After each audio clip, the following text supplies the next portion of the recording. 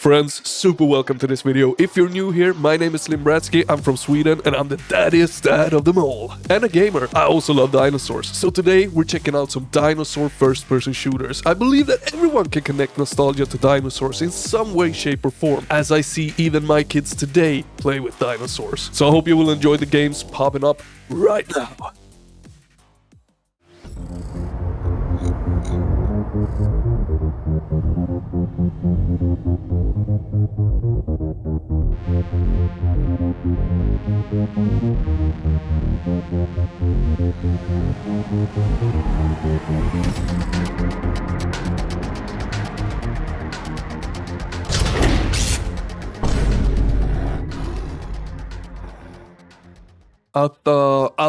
Something starts this video off with an immersive horror first-person shooter. In other words, a more slower, survival-esque Dino FPS.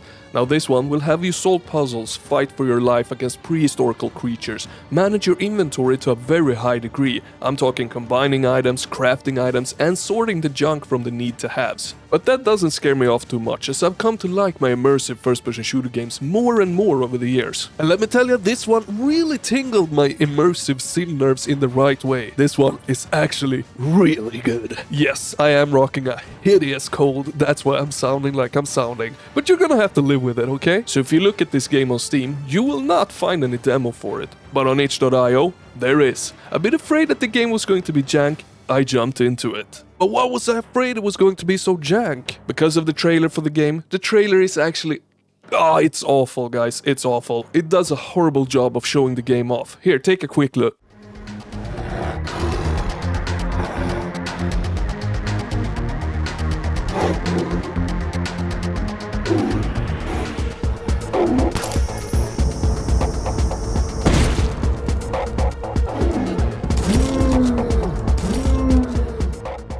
But due to that jank trailer, I was actually pleasantly surprised at how freaking good the game is. It's very atmospheric, scary, immersive, but easy to control and get into. It's got good voice acting, physics-based items, prehistorical animals, and some decent level design. But the jank that I was afraid of, well, it's here. The melee combat is far from the best, but it does the job, and it is fairly easy to look past due to the rest of the game being really good.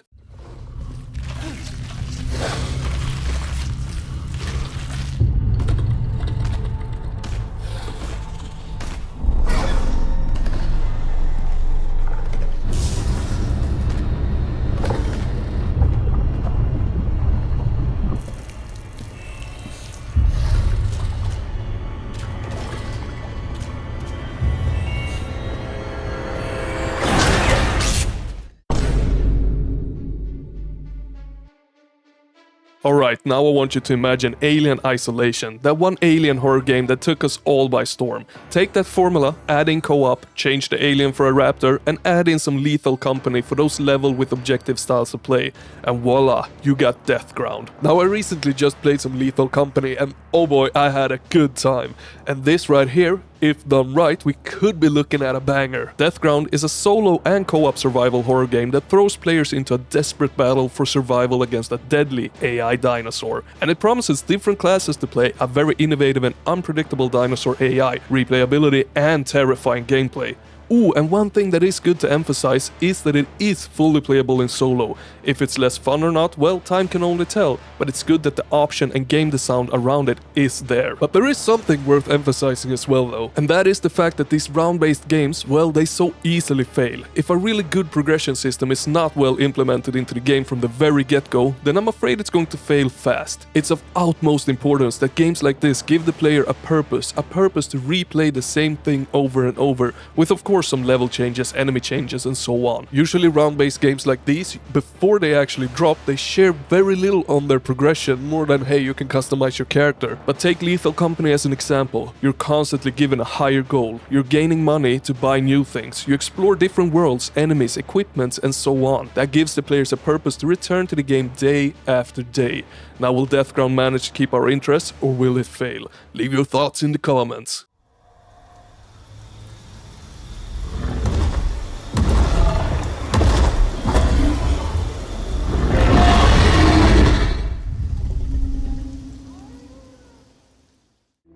hear on the news that they died in an oil rig explosion or something. And nobody, not you or OSHA or anybody else, is gonna be able to do a damn thing about it.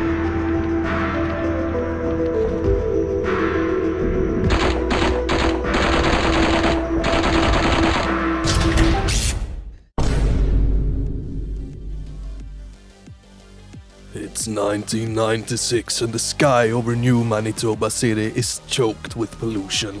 An anonymous whistleblower contacted OSEA claiming that chronogases violated the federal laws banning the use of time travel. A health and safety enforcer was dispatched to investigate the claims, but found that the situation was more urgent than anyone could have predicted. He is forced to act decisively, and that alone is giving me some Dino Crisis mixed in with Resident Evil vibes, and I cannot help but absolutely freaking love it. Compound Fracture is a highly anticipated Dino first-person shooter in the boomer shooter community. For, well, obvious reasons. It's gritty, it's dark, it's immersive and scary, but most of all it looks like garbage, which in this instance is a good thing. But worry not, if the garbage look is throwing you off, I'm happy to tell you that the game is highly customizable. You can change everything from aspect ratio, resolution, field of view, toggle texture warping, polygon jitter, and dithering, making it look less poop or even more so if you like. But that's not all, my friends. This being a more slow and immersive shooter where reading notes, solving puzzles and conserving your ammo is all part of the experience. Once you have done it once, you can go through it again, but in Enforcer mode. Now this will, according to the Steam page, let you replay the story in a warped timeline that will subvert your expectations and challenge your resolve. It's a highly customizable experience with a ton of options for you to fiddle with. In other words, a superb looking world that just takes the atmosphere, throws it in your face while your eyes are feasting on some holy macaronis.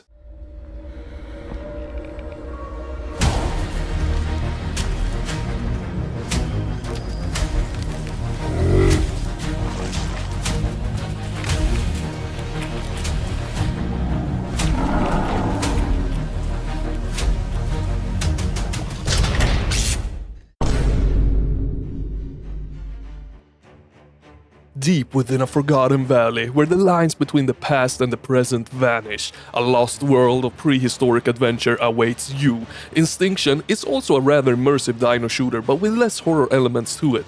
This one is more straightforward than Compound Fracture, and instead of looking like garbage, graphics-wise, this looks like it could burn up my PC and send it straight to the moon. But hey, I really am an all-eater. I love my pixels just as much as I love my realistic graphics. But remember, kids, graphics is not everything. Now, my previous script for this video had me saying that there isn't all that much on the gameplay for this game. Then the day after, when I recorded with that script, guess what? A 9-minute gameplay video dropped, so I had to redo this whole segment. Now, in all honesty though, that gameplay doesn't show all that much. It's mostly the player walking around in an absolute jaw-dropping gorgeous world, but it's nice to see some raw gameplay nonetheless. Now, another super cool thing about this game is that all the dinosaurs will be scientifically recreated to be as real as we believe the dinos looked, and it will feature 29 dinos from the very get-go of early access. But there is one bad thing about the game, and that is that it is not coming until 2025. It was first slated for 2022, but got some increased funding, which made the developer expand the development team and the scope of the game, delaying it.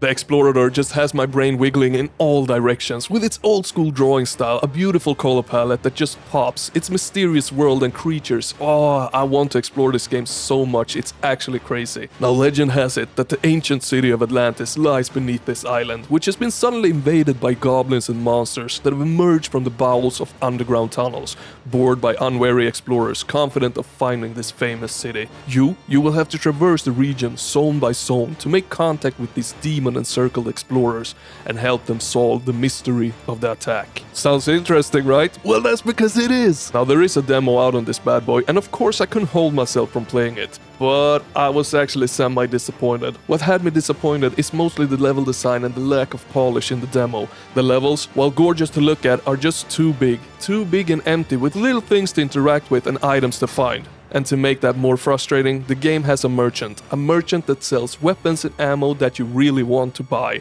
But to buy things, you need to somewhat explore and find money. But it literally takes minutes to walk from one corner to another, and that is nothing but tedious. And while walking from one corner to another, there really isn't anything exciting to look at nor interact with. And that has me a bit disappointed, as I was really looking forward to exploring this game. And the polish, well, that comes mostly from the enemy AI and the weapons that you're actually holding. There is this weird clipping in the weapon as you move around your head, which is, it's not nice to look at all. And the enemy AI, when they move towards you, they just clump together, making for very unexciting fights. On a good note though, the enemy feedback from getting hit is really nice. The weapon sounds are good and the music is just chef's freaking kiss. Take a listen to this.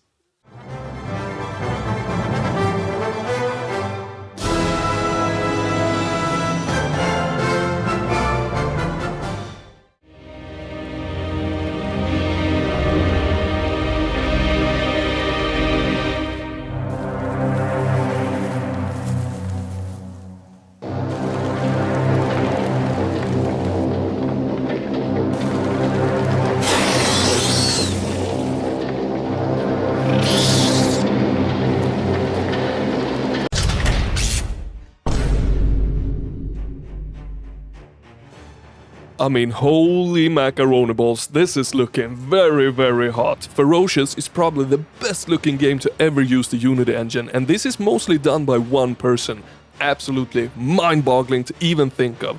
Like really, are you guys seeing the graphics on this one? Sure, we got the likes of the Avatar game and such, but this right here just has that perfect blend of gritty, muddy, dark, colorful, bright, and happy. I absolutely love it! Now this game is not as immersive or as slow paced as the first game. This is more, let's say, old school Far Cry. I'm talking Far Cry 1 meets monster dinos. Now, did you ever play Far Cry 1 back in the day? Remember how mind-blowingly good it looked? If not, it was one of those games that took the level of graphics in video games to a whole new level when it dropped, much like Crysis did. But honestly, looking at this picture of Far Cry 1 now, it's quite hard to believe, but trust me, it looked phenomenal back then. Now, I don't think Ferocious is about to do exactly what Far Cry did, but I'm hoping it will elevate the Dino first-person shooter subgenre into a new level. Yep, that's exactly how hyped I am. The dangers of being hyped though is always disappointment, and I hope that is not the case for this one. So what is Ferocious then, Slim? Well, your ship crashed into this mysterious island, and while you're simply trying to survive, the island will not let you do that easily. You will be up against some fantasy dinosaurs and human militia. Why they all hate you is very unclear, but a heavy focus has been put into the graphics, the physics, and the weapons feeling of this game. And it shows. It is looking insanely good, and I'm very hyped and have been for a long while to explore this island. Now the big question, will 2024 finally be the year it drops? I sure hope so.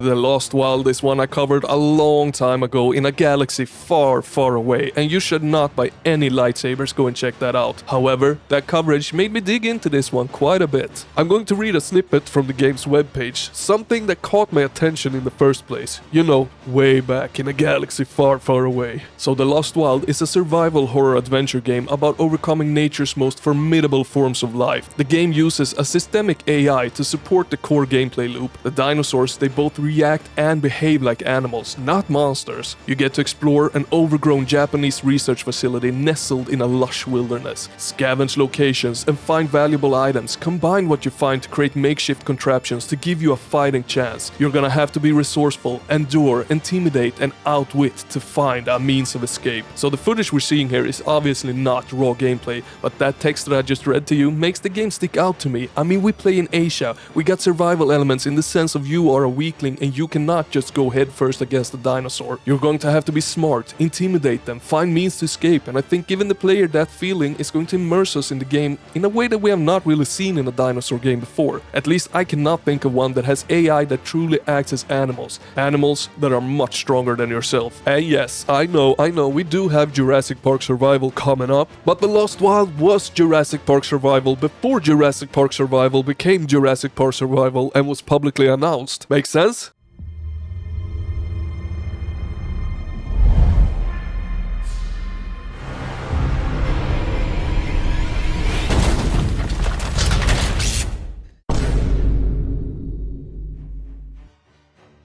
And finally, for all you craft lovers, here we have a brand spanking new sci-fi dino survival crafting game. Absolutely not my jam at all, never liked playing crafting survival games, but always enjoyed looking at others suffer in them. So hey, I thought I'd share this with y'all so I can watch or hear you suffer in it.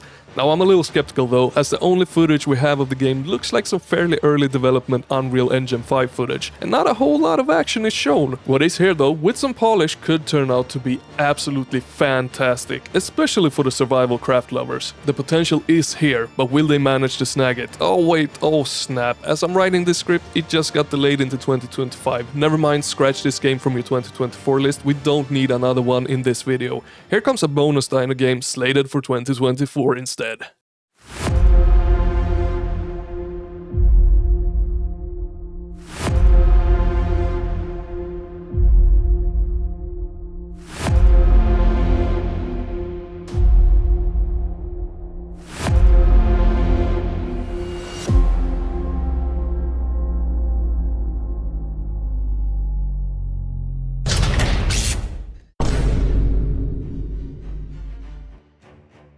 Hey, would you look at this? I just found it as I was stressfully searching for another dino game to put in the list, and it looks freaking awesome. Literally, the first thing I read about the game was this. Turn up the volume, turn off the lights, and get ready for the definitive Jurassic survival horror experience. Pump your shotgun and put those dinos back where they belong, into the ground. Oh yeah, that sounds exactly like what I want. So naturally, I went ahead and played the demo. It starts off really strong, with us on a ship, slowly exploring a small area, bidding our farewells to one of our crewmates, as suddenly, we are hit by a goddamn megalodon. Oh yeah, we're in for a wild ride here, boys. Stuck on an island, we continued exploring that we started on the ship, entering some form of facility underground. It even has a sick museum hidden inside of it. Oh yeah, and the place is loaded with dead corpses, jump scares, and dinos, both sleeping and out to eat you alive. I did enjoy it, but I felt it was a wee bit too slow-paced. The build-up, it kinda dulled on me before it actually happened. Oh yeah, and of course I got lost. I was looking and looking for a goddamn keycard. I mean, a small objective marker or a hint after a couple of minutes of looking would have been much appreciated here. If you decide to give it a spin, let me know how long it took you to find the blue keycard in the museum. Now friend, if you enjoyed this video, stick around because here comes more.